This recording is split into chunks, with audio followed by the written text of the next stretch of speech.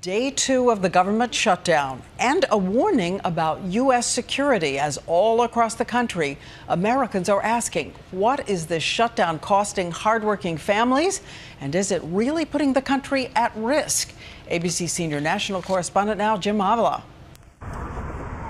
The shutdown is not just about bureaucrats and tourists. Today, the man in charge of the CIA and NSA told Congress 70% of America's intelligence analysts are on the beach, furloughed. I've been in the intelligence business for about 50 years. I've never seen anything like this, that this seriously damages our ability to protect the safety and security of this nation and its citizens. At FBI headquarters today, 50% of the staff ordered to stay home, making it more difficult to identify terrorist threats. Across town at the FDA, all scheduled inspections of foreign and domestic fish, fruit, vegetable, and juice producers have been postponed.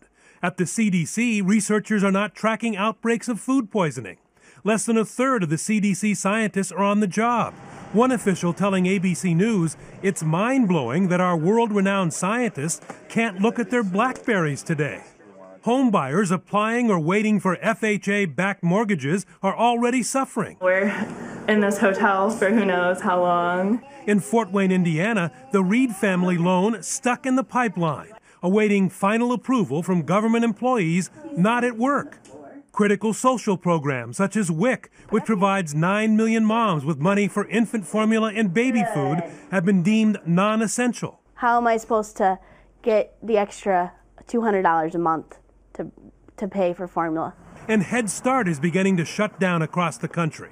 In Connecticut today, there was no preschool program for Geraldine Bryant's twin sons. It's going to impact them in a big way, especially academically, as far as them not being able to be in school. Trouble for military families, too. Commissaries, those cut-rate stores on bases and posts, have been closed. The civilian workers who run them sent home. Stop it. Just stop it. Across the country, frustration at those in Congress shutting down the government to make a political point. Government shutdown is ridiculous. It's GOP obstructionism in its purest form. It's a crime, and I'm sure most of it is the Tea Party. You guys need to sit down, earn a living by doing what we sent you to Washington to do. Plenty of disgust across the country, and in fact, this is having a broad impact on the American economy. $1.6 billion a week being lost, $300 million a day, and $12.5 million every hour lost due to productivity. Diane? Every hour. Thank you, Jim. And we do want to know more of what you want to tell Washington. So send us an Instagram video with the hashtag #TellWashington. As we return back to that drama inside the White House, a kind of presidential huddle with congressional leaders of both parties. So anything accomplished?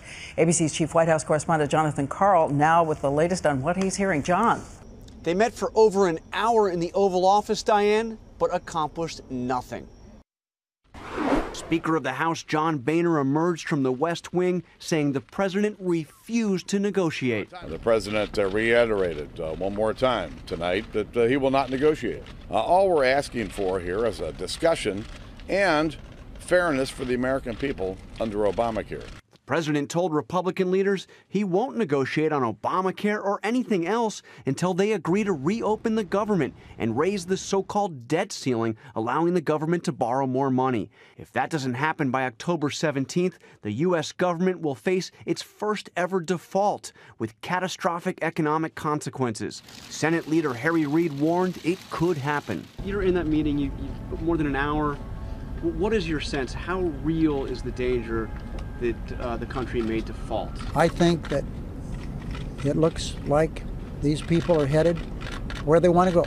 Shortly before the meeting, President Obama suggested unreasonable Republican demands have left him at wit's end. Am I exasperated? Absolutely, I'm exasperated because this is entirely unnecessary.